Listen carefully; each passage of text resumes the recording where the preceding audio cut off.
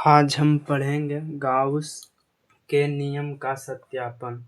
तो गाउस का नियम कब काम करता है? कोई बंद पृष्ठ। तो पाते हैं कोई बंद पृष्ठ, कोई गाउसीय पृष्ठ पा रहे हैं। यह क्या है? एक गाउसीय पृष्ठ है जिसे एस से सूचित करते हैं। आप चाहे तो कुछ और से भी सूचित कर सकते हैं। यहाँ ओ कोई बिंदु है जहाँ ओ पर क्यू आवेश स्थित है। ओ पर क्या है? कोई आवेश स्थित है जहाँ से विद्युत क्षेत्र, कोई विद्युत क्षेत्र है और ओ से आर दूरी पर बिंदु P है। क्या बिंदु P है? ऐसे मान लेते हैं विद्युत क्षेत्र की तीव्रता। इससे क्या मान लेते हैं? विद्युत फ्लक्स निकल रहा है जिसे डी एस से सूचित करते हैं। आप चाहें तो डी ए से भी सूचित कर सकते हैं। हम डी एस से सूचित करते हैं। तो इसी मान को लिखते हैं। माना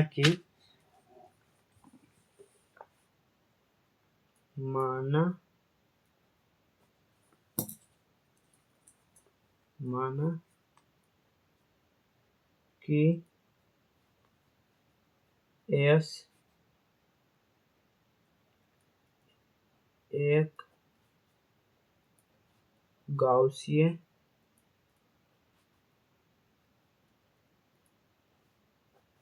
पृष्ठ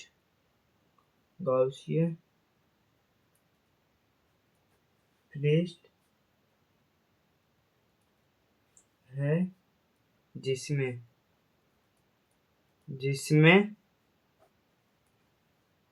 बिंदु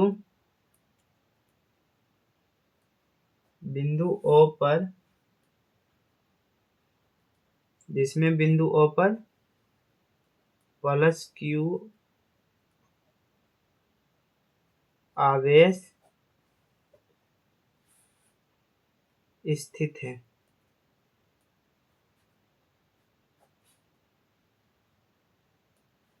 जिस पर बिंदु आवेश ओ पर क्या है? क्यू आवेश स्थित है।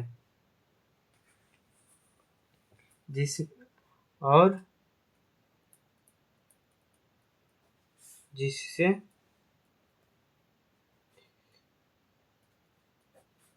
आर दूरी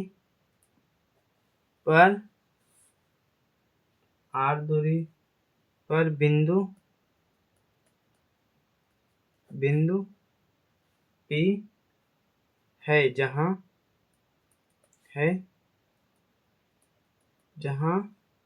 विद्युत क्षेत्र की तीव्रता, विद्युत क्षेत्र की तीव्रता जहाँ विद्युत क्षेत्र की तीव्रता, विद्युत क्षेत्र की तीव्रता का परिमाण,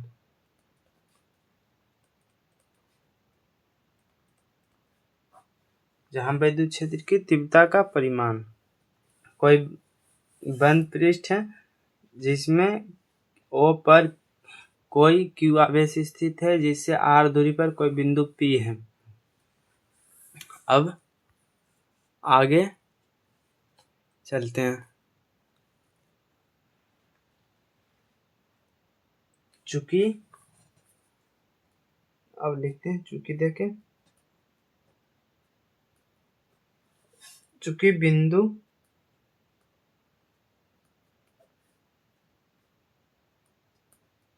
बिंदु आवेश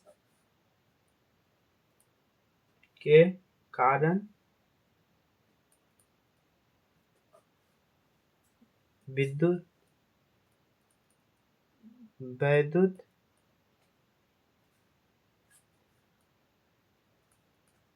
क्षेत्र की तीव्रता, विद्युत क्षेत्र की तीव्रता बराबर क्या होता है, यानी ई बराबर 1/4 पाई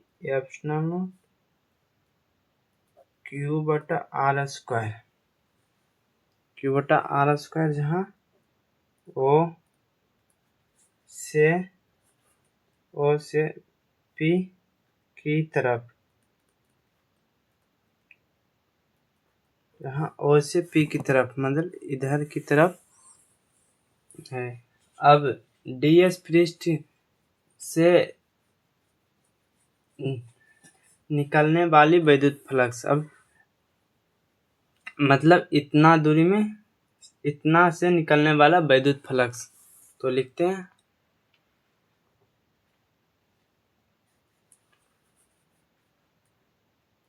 ds से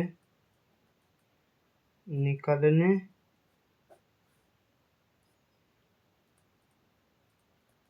वाली विद्युत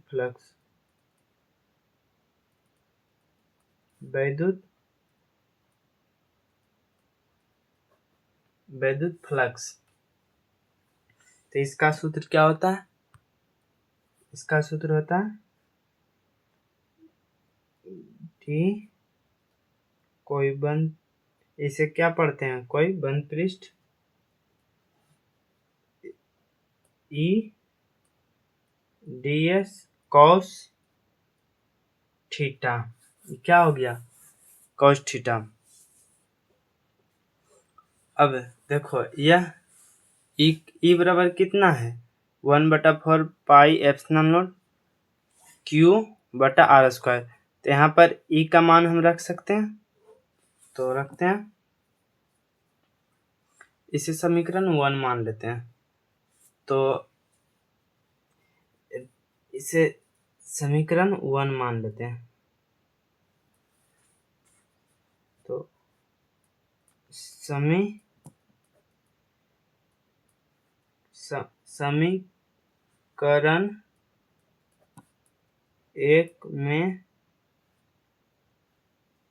समीकरण 1 में ई का मान रखने पर, या तो आप इसे भी मानकर रख सकते हैं, जैसे आपकी इच्छा है उसे रख सकते हैं, तो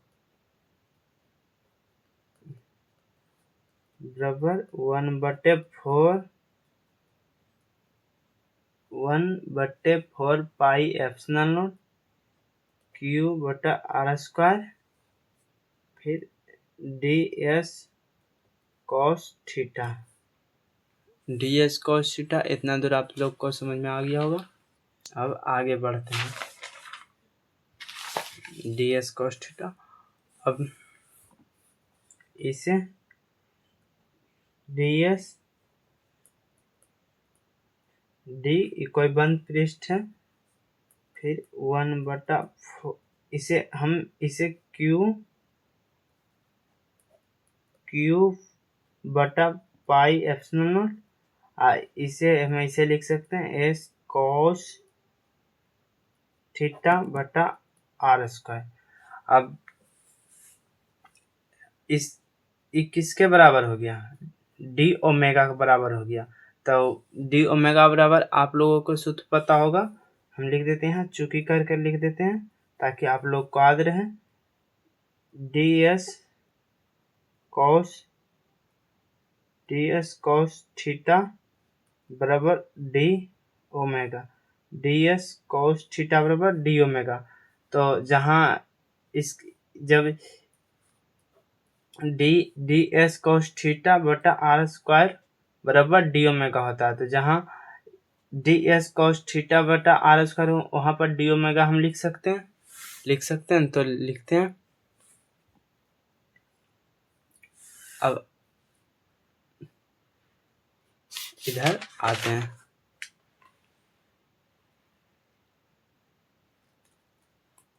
क्या था,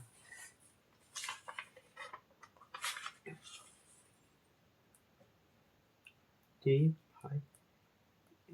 बराबर 1 क्यू बटा pi epsilon not ds cos theta बटा आर स्क्वायर था। हम बताए थे कि इसके बराबर डी ओमेगा होता है, तो डी बंद पृष्ठ बराबर क्यू बटा 4 pi epsilon not D omega. अब क्या हो गया, यह हम किसके लिए निकालने थे, यह हम इसलिए छोटा सा बस इतना के लिए वैद्युत फ्लक्स निकाल रहे थे बस। अब निकालेंगे संपूर्ण, यानी संपूर्ण पृष्ठ के लिए वैद्युत फ्लक्स। तो चलो लिखते हैं संपूर्ण पृष्ठ के लिए वैद्युत फ्लक्स। संपूर्ण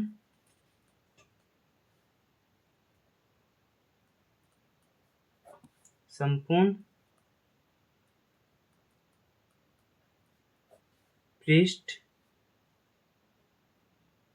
के लिए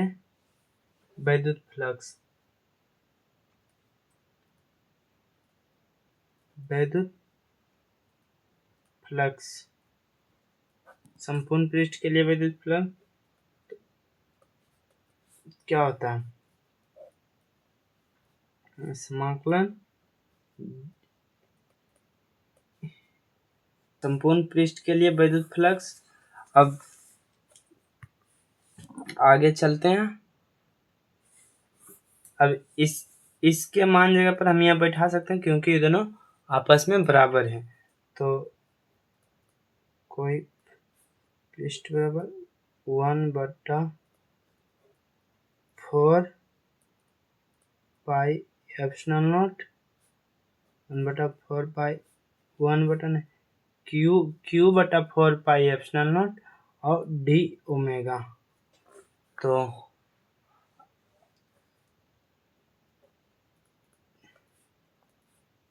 अब यह कांस्टेंट मान है यानी अचर मान है, तो इसे हम बाहर कर देंगे समाकलन से। तो क्यू बटा 4 पाई एप्सिलॉन नॉट समाकलन डी ओमेगा।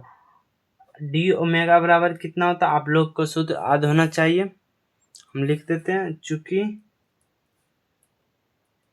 डी ओमेगा बराबर 4 पाई, डी ओमेगा बराबर कितना होता है 4 पाई, तो इसके जगह पर हम 4 पाई रख सकते हैं। तो कोई बंद पृष्ठ बराबर क्यू 4 पाई एप्सिलॉन नॉट गुने 4 पाई कट गया, तो क्यू कोई बंद पृष्ठ क्यू बटा एप्सिलॉन नॉट, यह हमारा गाउसियन नियम प्रूफ हो गया। क्या हो गया प्रूफ। आप लोग इतना बनाएंगे तब 5 अंक जरूर आप लोग को मिलेगा, इसलिए आप लोग अच्छे से बनाएं। अगर जो नहीं समझ में आया तो दोबारा ज़रूर देख लें। बाकी जय हिंद जय भारत। वीडियो अच्छा लगा तो लाइक सब्सक्राइब ज़रूर करें।